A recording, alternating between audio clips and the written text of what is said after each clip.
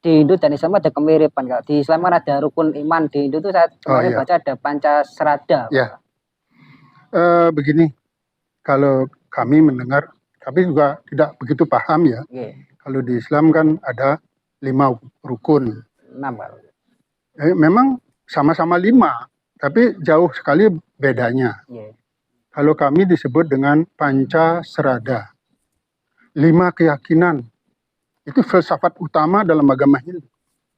Yakin dengan adanya Tuhan atau Brahman itu tadi, dari nirguna menjadi saguna, itulah Brahman. Kita harus yakin itu. Itulah ciri-ciri agama Hindu. Yang kedua adalah Atman.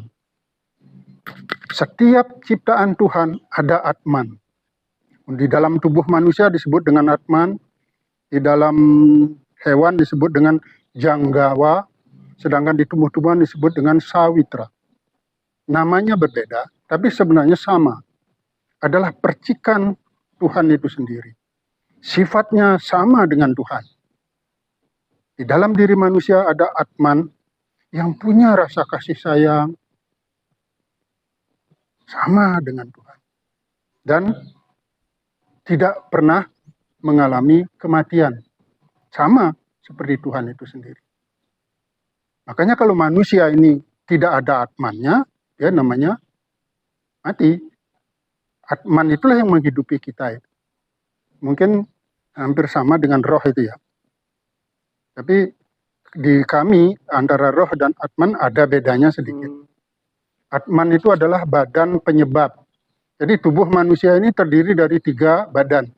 Trisarira namanya. Yang pertama badan kasar. Ini diciptakan oleh Tuhan dengan 5 unsur sat yang disebut panca maha buta. Buta itu mati, jadi 5 unsur yang mati.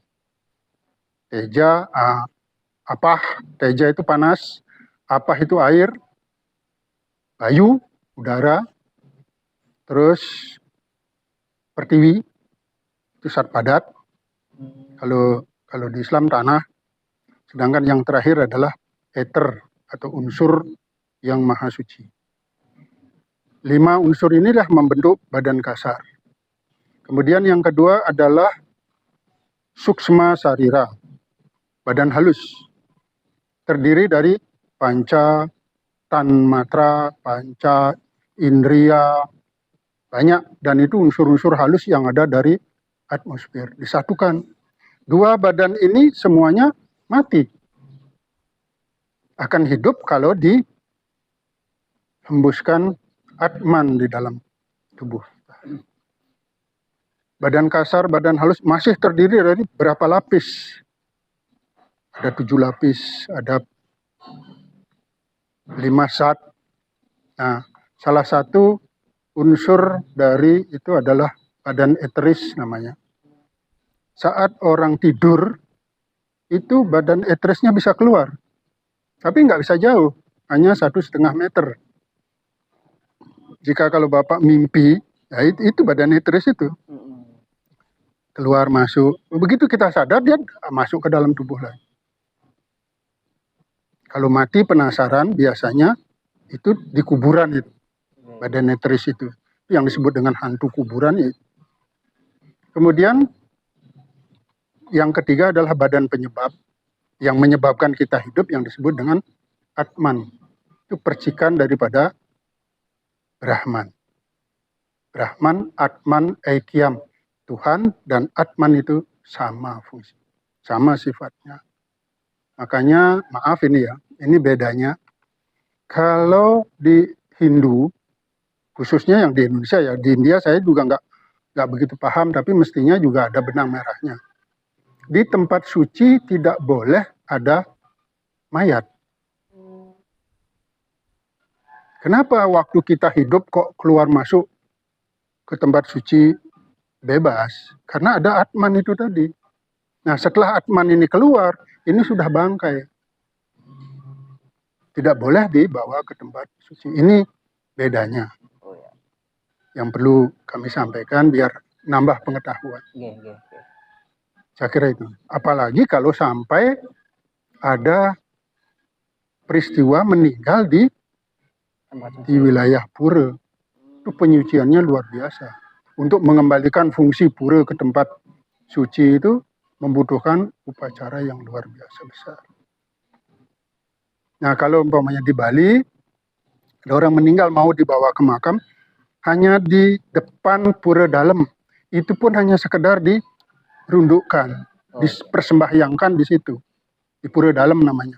Karena di situ tempat roh, seperti Candi Kamoksan ini. Tapi itu tidak boleh masuk. Ke Candi Kamoksan pun tidak boleh masuk. Yang boleh masuk kan atmanya. Di badan kasar dan badan halus tidak boleh. Hanya dipersembahyankan di depannya, tunduk begitu saja.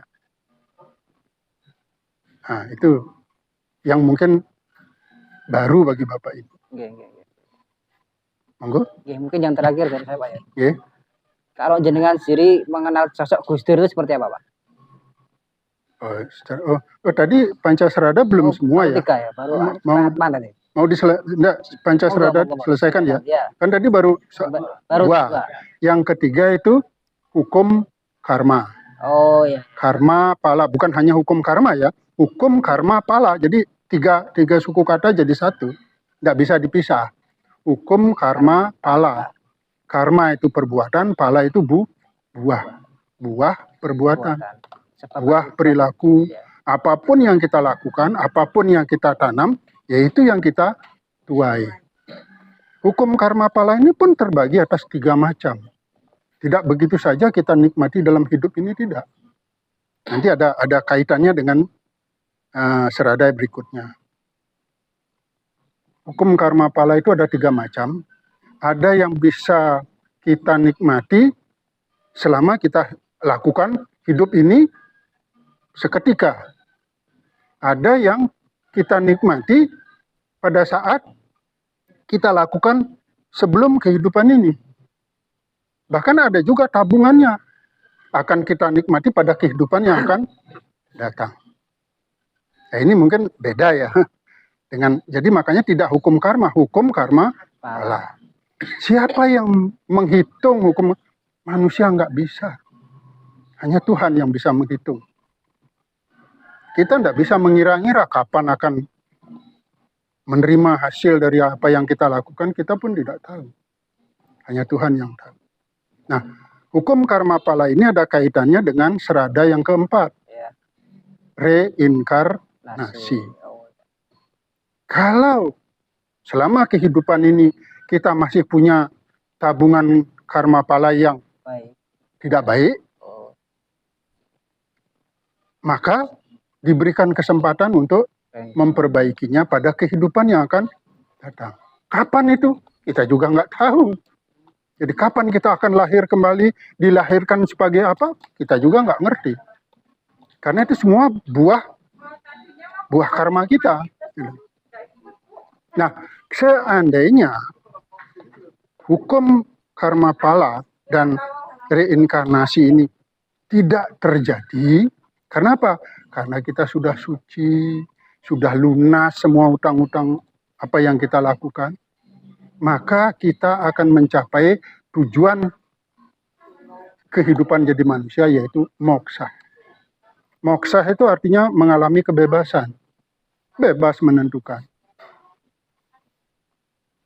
Kalau sudah mencapai moksha, berarti tidak ada lagi reinkarnasi ini, karena kembali kepada manunggaling kaulo lan Gusti. Nah, itu Pancasrada itu ada 5.